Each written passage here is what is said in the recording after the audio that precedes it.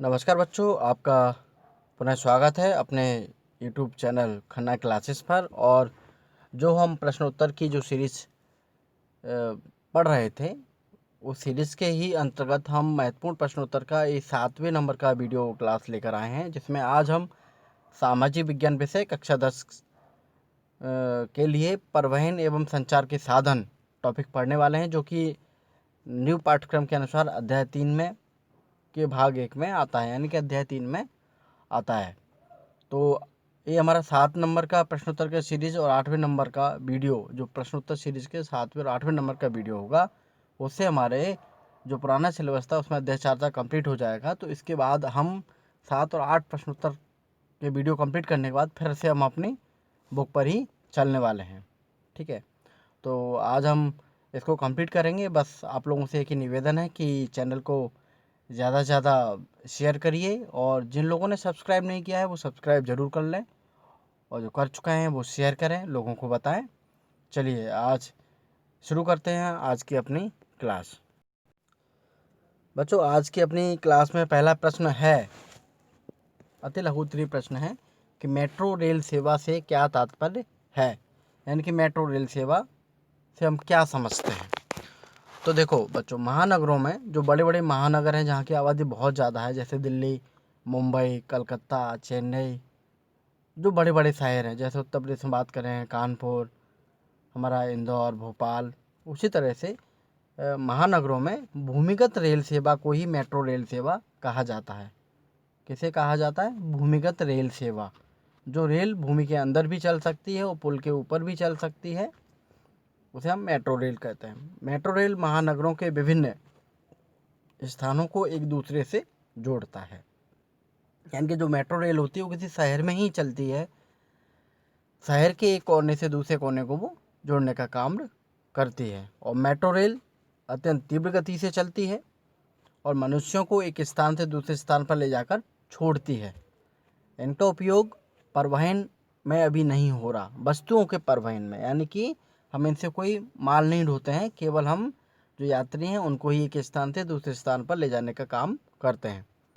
भारत के 2 महानगर दिल्ली और कोलकाता में मेट्रो रेल सेवा का कार्य पूर्ण किया जा चुका है। बच्चों, ये 2009 में प्रश्न आया था कक्षा 10 की परीक्षा में। मध्य प्रदेश में जो माध्यमिक शिक्षा मंडल बोर्ड पेपर लेता है, लेकिन अब बहुत जगह मेट्रो रेल सेवा हो गई है। अब केवल दिल्ली और कोलकाता में ही नहीं, मुंबई में, कानपुर, भोपाल में काम चल रहा है, इंदौर में काम चल रहा है, बहुत जगह हो गई है, जैसे कि नोएडा, गाज़ियाबाद। ठीक है, चलिए अपन अपने प्रश्नों पर आते हैं। अगला प्रश्न है कि तार व फैक्स में क्या अंतर है। तार और फैक्स, तो देखिए तार में क्या होता है कि इसके लिए खम्भों पर टेलीग्राम के तार स्थायी रूप से बांधना जरूरी होता है।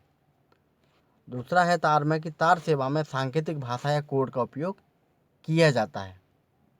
फैक्स, इसमें फैक्स मशीन का प्रयोग किया जाता है जिसे टेलीफोन नंबर से जोड़ा जाता है, और इसमें सांकेतिक भाषा का प्रयोग नहीं किया जाता। तो देखो बच्चों, तार से समझिए कि कोई खम्भों पे हम तार को स्थायी रूप से बांध देते हैं, और इसमें हमेशा सांकेतिक भाषा का उपयोग किया जाता है। सांकेतिक भाषा या कोड का उपयोग किया जाता है। फिर कोड को कन्वर्ट करने वाले कोडर डिकोडर होते हैं, तो उनसे फिर हमको मैसेज, उनकी सहायता से हम मैसेज पढ़ सकते हैं। लेकिन फैक्स में, फैक्स मशीन को क्या करते हैं, हम फ़ोन से अटैच कर देते हैं। जैसे हम अपने प्रिंटर को कंप्यूटर से अटैच करते हैं, उसी तरह से हम फैक्स मशीन को अपने टेलीफोन से नंबर से जोड़ देते हैं। और इसमें सांकेतिक भाषा का उपयोग नहीं होता है। इसमें जो आदमी उधर से जो हमको फैक्स करेगा वही यहाँ पर पेज पर प्रिंट आउट निकल आएगा, इसमें जो भेजेगा वही हमको वैसा दिखेगा। ये इनमें बेसिक डिफरेंस हो गया। अब हम बात करते हैं उपग्रह संचार से क्या आशय है। उपग्रह, जो हम सैटेलाइट की बात करते हैं, क्या है। देखो, संचार के साधनों में सबसे महत्वपूर्ण और शक्तिशाली माध्यम उपग्रह संचार है। उपग्रह मानव निर्मित मशीनीकृत साधन है, जैसे रॉकेटों की सहायता से अंतरिक्ष में स्थापित किया जाता है। यानी कि क्या है, ये संचार के साधन है। उपग्रह महत्वपूर्ण है, शक्तिशाली है। तो उपग्रह इंसान ने बनाया, मानव ने बनाया, मानव निर्मित मशीन है, तो हम रॉकेटों की मदद से उपग्रह को ही अंतरिक्ष में स्थापित करते हैं और एक कृत्रिम उपग्रह अपनी स्थापित कक्षा में पृथ्वी की परिक्रमा करते रहते हैं और मौसम, प्राकृतिक संसाधनों, सैनिक गतिविधियों आदि की जानकारी चित्र मानचित्र के माध्यम से पृथ्वी पर भेजते रहते हैं। ठीक है, जो हम गूगल मैप में अगर कहीं का भी मैप देखें तो हमें इन्हीं सैटेलाइटों के माध्यम से ही प्राप्त होता है। तो देखिए, आर्यभट्ट, एप्पल, इनसैट, IRS कृत्रिम उपग्रह इसी दिशा में किए गए प्रयास हैं। ये कुछ उदाहरण हैं उपग्रहों के नाम के साथ। चलिए, अगला प्रश्न है कि भारत में औद्योगिक विकास के लिए सड़क परिवहन का क्या महत्व है, या सड़कें भारतीय अर्थव्यवस्था की जीवन रेखाएं होती हैं। देखो बच्चों, जो हमारा औद्योगिक विकास है, जो हमारी इंडस्ट्री है, उनका डेवलपमेंट है, वो सड़क परिवहन पर किस तरह निर्भर है, ये इस प्रश्न में पूछा गया है। तो देखिए, स्थल मार्गों में सड़कें परिवहन का सबसे प्राचीन साधन है। यानी कि अगर हम ज़मीन की बात करें, स्थल की बात करें, तो सड़कें सबसे प्राचीन माध्यम है। भारत जैसे ग्रामीण देश के लिए सड़कें महत्वपूर्ण परिवहन के साधन हैं, क्योंकि सड़कें ही हैं जो एक छोटे छोटे गांव तक जा सकती हैं। यह लगभग 6 लाख गाँव को आपस में सड़क परिवहन द्वारा ही जोड़ा गया है। भारत देश की बात हो रही है, लेकिन अब तो बहुत सारे गाँव लगभग सारे गाँव सड़कों से जोड़े जा चुके हैं। देश में कृषि उपजों को खलिहानों से मंडियों, कारखानों, बंदरगाहों तक, कारखानों में निर्मित माल को गांवों तक पहुंचाने में सड़क परिवहन ही सर्वोत्तम साधन है। सड़क परिवहन का उपयोग पैदल चलने वालों, पशुओं, बैल, ऊंट, घोड़ा गाड़ियों तथा साइकिल, स्कूटरों, मोटरों सभी के द्वारा किया जाता है। अतः यह कहना उपयुक्त है कि सड़कें जीवन का बीज बोती हैं, या कि सड़कें जीवन के लिए बहुत महत्वपूर्ण हैं। देखिए, अब मैं आपको समझाता हूँ। अगर सड़कें नहीं होंगी गांव में, तो गांव में हम जो उपज पैदा करेंगे उनको मंडियों तक ले जाने में हमको बहुत मुसीबत होगी, मंडियों तक नहीं पहुंच सकेंगे, या जो फिर मंडियों तक पहुंचा तो मंडियों से फिर हम फैक्ट्रियों तक कैसे माल पहुंचाएंगे, सड़कें नहीं होंगी तो। और फैक्ट्री में अगर कुछ उत्पाद बनेगा तो वो हमको गांव तक वापस आना है, तो किसके माध्यम से होता है, एक परिवहन के माध्यम से होता है। जब परिवहन क्या होगा, जब सड़क होगी, इसलिए सड़क बहुत ज़रूरी है। इसलिए देखा होगा आपने कि जो इंडस्ट्रियल एरिया बनते हैं, हमेशा एक एक जगह भी बनाया जाता है, फिर वहाँ के लिए सरकार सारी सुविधाएं उपलब्ध कराती है। वहाँ के लिए सड़कें भी अच्छी होती हैं, वहाँ के लिए बिजली की भी अच्छी व्यवस्था होती है, पानी की भी अच्छी व्यवस्था होती है। तो उद्योग, इस प्रश्न में ये कहा गया है, सड़कों के महत्व पर प्रकाश डाला है। तो हम इन सब बातों को देखते हुए कह सकते हैं कि सड़क परिवहन औद्योगिक विकास के लिए बहुत महत्वपूर्ण है। चलिए, अगला प्रश्न है कि वायु यातायात की विशेषताएं। यानी कि जो हम वायु यातायात, जो हम हवाई जहाज की मदद से लोग एक जगह से दूसरे, एयरप्लेन की मदद से एक जगह से दूसरे जगह जाते हैं, उनकी विशेषताएं क्या है। तो एक तो आप जानते ही विशेषता कि एक सर्वाधिक तीव्रगामी साधन है। एक तो सबसे तेज जल्दी चलने वाली चीज़ है, तीव्रगामी साधन है।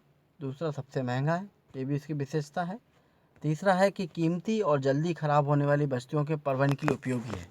जैसे कुछ चीज़ें हैं, उनको बहुत जल्दी, कोई मेडिसिन्स है या बहुत जल्दी हमको परिवहन करना है, तो उसके लिए हम वायुयान का ही उपयोग करेंगे।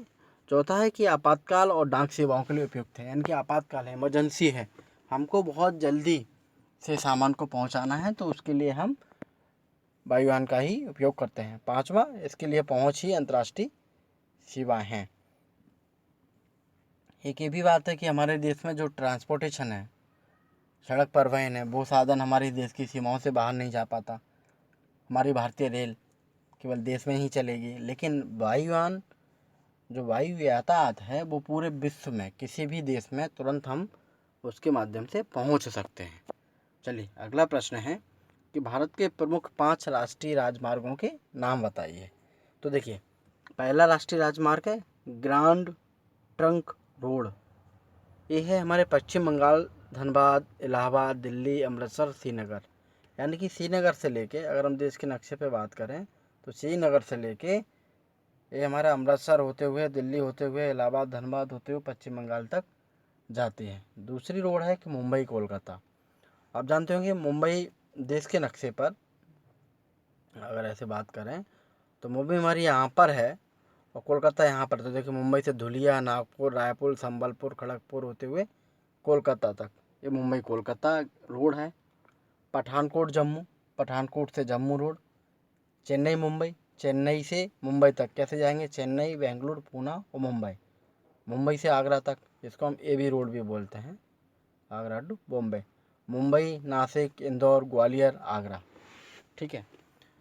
छठवीं है दिल्ली कोलकाता मार्ग, दिल्ली, मथुरा, आगरा, कानपुर, इलाहाबाद, वाराणसी, कोलकाता। यानी कि देश में अब तो बहुत सारे राष्ट्रीय राजमार्ग हो गए हैं, लेकिन ये कुछ प्रमुख राष्ट्रीय राजमार्ग हैं जो कि बहुत पुराने हैं। सारे राष्ट्रीय राजमार्गों की डिटेल हम जो हमारे उधर अध्ययन जो हम बुक का कर रहे हैं उसमें हमने बहुत डिटेल में पढ़ा है, तो आप जाके उन वीडियो को देख सकते हैं। यहाँ पे हम केवल महत्वपूर्ण प्रश्नोत्तर पर ही फोकस कर रहे हैं। चलिए चलते हैं आगे अगले प्रश्न की ओर। अगला प्रश्न है कि बंदरगाह और पतन में क्या अंतर है। तो देखो, बंदरगाह जलयानों व जहाज़ों के तट पर आने और ठहरने के स्थान को हम बंदरगाह कहते हैं। जैसे बस स्टैंड के लिए, बसों के लिए बस स्टैंड होता है, रेल के लिए रेलवे स्टेशन होता है, उसी तरह जहाज़ जो हमारे होते हैं और जलयान होते हैं उनके लिए हम बंदरगाह बनाते हैं। ठीक है। पतन क्या है, समुद्र तल का वह अंतः स्थल जहाँ जहाज़ों में माल लादने उतारने का काम होता है। यानी कि बंदरगाह पर जहाज़ आते हैं, ठहर सकते हैं, ठहरते हैं आके, लेकिन पतन जहाँ पे हम सामान को लादते हैं और जहाज़ों से और उतारते हैं। बंदरगाह में दूसरा पॉइंट है कि इसमें सामान्य सुविधा होती है, नगर जैसी सुविधा नहीं होती। ठीक है, सामान्य सुविधा कि काम चलने लायक।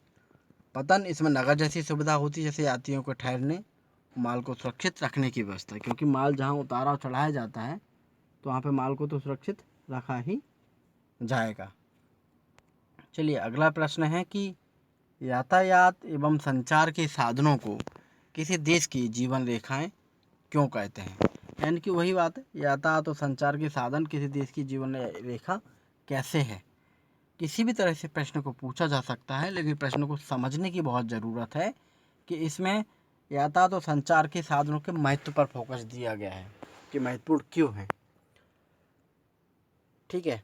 और इस तरह से भी प्रश्न पूछ सकते हैं कि यातायात एवं संचार के साधन हमारे देश के औद्योगिक विकास में किस प्रकार सहायक हैं, इस तरह से भी पूछ सकते हैं। तो चलिए अपन पढ़ते हैं उत्तर।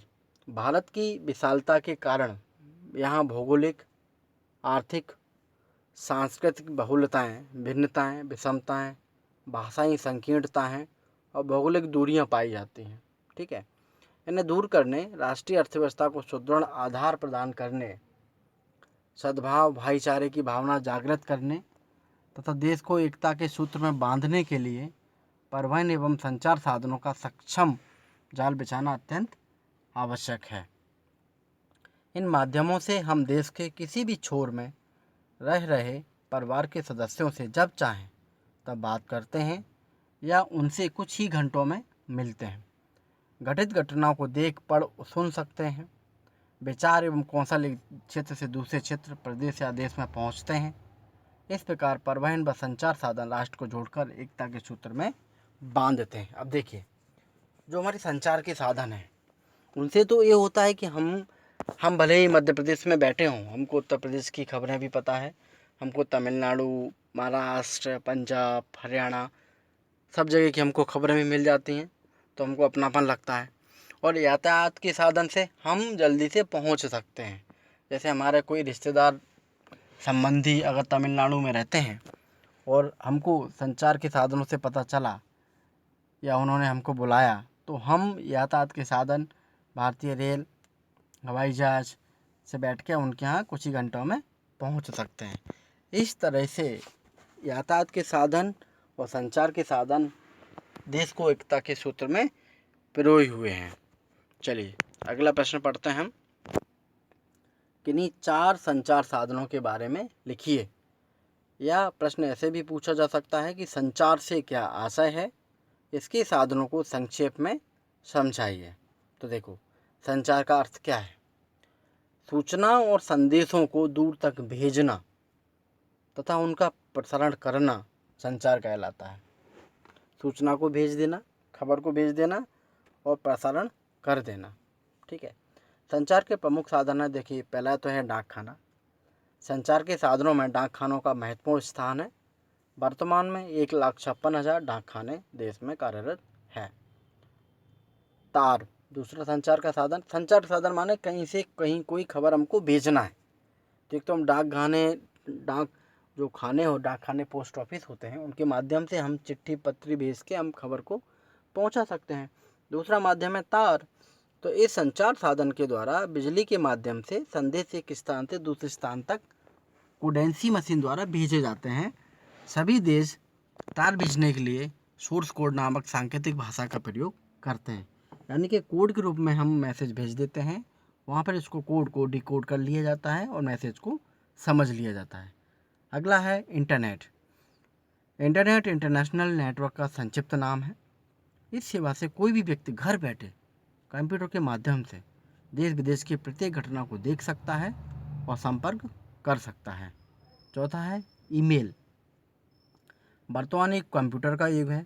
संदेश वाहन में भी कंप्यूटर एक महत्वपूर्ण साधन है। पहले कंप्यूटर को टेलीफोन से जोड़ा जाता, फिर उस पर संदेश टाइप किया जाता, या संदेश उस कंप्यूटर पर पढ़ा जा सकता है जहाँ पर भेजा गया है, ईमेल। ठीक है। और अब तो फ़ोन, मोबाइल फ़ोन, इतना सारा सब कुछ हो गया है कि अब तो बात ही नहीं, वीडियो कॉल भी कर सकते हैं। ठीक है। तो अब संचार के साधन बहुत सारे हो गए हैं, आप लोग इजीली लिख सकते हैं। डाक खाना है, तार है, इंटरनेट, ईमेल, मोबाइल फ़ोन्स, कुछ भी। चलिए अगला प्रश्न है कि आंतरिक जल परिवहन की प्रमुख बाधाएं कौन कौन सी हैं। यानी कि हम अगर देश में आंतरिक जल परिवहन कर सकें तो इसकी क्या हमको कठिनाइयाँ आती हैं। देखिए, भारत की प्रमुख नदियों की 3700 किलोमीटर की दूरी आंतरिक नौकाओं के योग्य है, लेकिन मात्र 2000 किलोमीटर का ही उपयोग किया जाता है। 3700 किलोमीटर की हम देश में नाव चला सकते हैं, लेकिन हम 2000 का ही उपयोग कर पा रहे हैं। देश की नहरों के 4300 किलोमीटर की दूरी यांत्रिक नौका बहन के योग्य है, परंतु हम 900 किलोमीटर का ही उपयोग कर पा रहे हैं अभी तक। ठीक है। अगला प्रश्न है कि इंटरनेट से क्या तात्पर्य है। देखो, जो इंटरनेट का पूरा नाम है इंटरनेशनल नेटवर्क। इस सेवा से कोई भी व्यक्ति घर बैठे विदेश की प्रत्येक घटना को देख सकता है और संपर्क कर सकता है इंटरनेट से, है ना। इंटरनेट एक इंटरनेशनल नेटवर्क है। विश्व भर के लाखों कंप्यूटर सूचना केंद्रों से प्राप्त सूचनाओं आंकड़ों को अपनी भाषा में सरलता से प्राप्त किया जा सकता है। अगला प्रश्न है कि क्या सड़क परिवहन रेल परिवहन से ज़्यादा महत्वपूर्ण है, अगर है तो समझाइए। अगला उसी को दूसरी तरह से पूछा गया है कि सड़क परिवहन रेल परिवहन की अपेक्षा किस प्रकार महत्वपूर्ण है, यानी कि सड़क परिवहन को महत्व दिया जा रहा है रेल परिवहन की अपेक्षा भी। तो उसमें पूछा गया है कि क्यों महत्वपूर्ण है, तो इसका रीज़न भी इसके प्रश्न में है, हमको इसका कारण भी बताना होगा। तो देखिए, रेल परिवहन की तुलना में सड़क परिवहन अधिक उपयोगी और लाभप्रद सिद्ध हुआ है। इसके निम्नलिखित कारण है। पहला, रेल मार्ग की अपेक्षा सड़क मार्ग का निर्माण कार्य सस्ता है। रेल मार्ग के निर्माण में अधिक श्रमिक और प्रशिक्षित तकनीशियनों की आवश्यकता होती है, जबकि सड़क मार्ग के निर्माण में कम तकनीशियनों व श्रमिकों की आवश्यकता होती है। फलतः सड़कें बनाना सस्ता पड़ता है। और ये भी बात है कि सड़कें तो किसी भी गांव से किसी गांव के बीच में बना दी जा सकती है, लेकिन जो रेल का कार्य है वो इस तरह से कहीं भी छोटे रूप में नहीं किया जा सकता। अगला पॉइंट है कि किसी भी स्थल पर सड़कों का निर्माण संभव है। सड़कों का निर्माण मैदान, पठार, पर्वतों पर भी संभव है। जैसे मनाली लेह मार्ग 5485 मीटर ऊंचाई तक बनाया गया है, किंतु रेल मार्गों का निर्माण पर्वतीय भागों में अत्यंत कठिन होता है। तीसरा है द्वार सेवा। रेल मार्गों द्वारा माल स्टेशन से स्टेशन तक ही पहुंचाया जाता है, फिर स्टेशन से घर तक माल ले जाने के लिए सड़क का ही उपयोग करना पड़ता है, जबकि सड़कें औद्योगिक केंद्रों, पतनों एवं मंडियों से सीधे उपभोक्ता के घर तक माल पहुंचाती हैं। अगला पॉइंट है कि सड़क मार्ग हर समय सुलभ है। सड़क वाहन सुविधा अपनी इच्छानुसार किसी भी समय उपयोग की जा सकती है। अगला प्रश्न है कि दूरदर्शन संचार का सबसे उपयुक्त साधन है, माध्यम है, स्पष्ट करिए, या टेलीविज़न दूरदर्शन का महत्व समझाइए। ठीक है, तो दूरदर्शन संचार सेवा भारत में 15 सितंबर 1959 को नई दिल्ली में आरंभ हुआ। ये डेट बच्चों याद रखना। ठीक है, दूरदर्शन का आविष्कार जॉन वियर्ड, ये भी नाम भी याद रखना, ने किया। तब से दूरदर्शन संचार का सबसे उपयुक्त माध्यम रहा है। इसे हम देख व सुन सकते हैं। आधुनिक समय में दूरदर्शन का उपयोग समाचार प्रसारण, मनोरंजन, शिक्षा, साहित्य, खेल आदि क्षेत्रों में किया जा रहा है। दूरदर्शन समाचार के माध्यम से एक साथ लाखों करोड़ों लोगों तक सूचना प्रसारण व घटनाओं को देखा भी जा सकता है। घर बैठे बैठे हम देश दुनिया की प्रमुख घटनाओं की जानकारी मिल जाती है। वर्तमान में विभिन्न चैनलों को दूरदर्शन प्रसारित कर रही है, जिसके माध्यम से खेल जगत की खबरें आयोजनों को घर बैठे आनंद प्राप्त होता है। ज्ञानवर्धक कार्यक्रमों में दर्शकों को अपनी शिक्षा, सभ्यता, संस्कृत की जानकारी मिलती है और दूरदर्शन से सामाजिक, राजनीतिक, आर्थिक विषयों की जानकारी भी प्राप्त होती है। मौसम व अंतरिक्ष संबंधी घटनाओं आदि का ज्ञान भी हमें दूरदर्शन से होता है। अतः दूरदर्शन संचार का सबसे उपयुक्त माध्यम या साधन है। देखिए, अगला प्रश्न है कि परिवहन के साधन मानव सभ्यता की प्रगति के पथ प्रदर्शक कैसे हैं। जो परिवहन के साधन हैं जिससे हम एक स्थान से दूसरे स्थान तक जा सकते हैं, माल ढो सकते हैं, वो मानव सभ्यता की प्रगति उनसे कैसे हुई। तो देखो, प्रगति कैसे हुई, इसके निम्न कारण हैं। पहला, परिवहन के साधनों से दैनिक आवश्यकताओं की पूर्ति होने लगी। यानी कि परिवहन होने लगा तो जो मनुष्य की जो आवश्यकता हैं उनकी पूर्ति होने लगी। यानी कि हर चीज़ मनुष्य के यहाँ तक पहुँचने लगे, मानव के यहाँ तक पहुँचने लगी। दूसरा है कि वैचारिक और भौगोलिक दुनिया सीमित हो गई। यानी कि अगर हम ये सोचें कि तमिलनाडु, जो आदमी, समझने की बात है कि जो इंसान पूरे देश में कभी महाराष्ट्र, कभी तमिलनाडु, कभी दिल्ली, कभी हैदराबाद घूमता रहता है, उसको पूरा देश एक लगता है, भले ही भाषाएं विभिन्न हैं। तो किससे संभव हो पा रहा है? परिवहन से। परिवहन के साधन है तो वो घूम सकता है और वो फील कर सकता है कि हमारा भारत देश एक है। तो ये दूरियां भी कम होती हैं, भौगोलिक दूरियां भी कम होती हैं परिवहन के साधन से, और जो हमारी वैचारिक दूरियां हैं वो भी कम होती हैं। तीसरा है राष्ट्रीय एकता को विकसित करना। राष्ट्रीय एकता विकसित होती है, जैसे मैंने बताया। अगला पॉइंट है कि माल और यात्री की ढुलाई निगमित और तीव्रगामी होती है। यानी कि सड़कें हैं, परिवहन है, तो माल ढुलाई तुरंत हो सकती है और फास्ट हो सकती है और कहीं भी हो सकती है।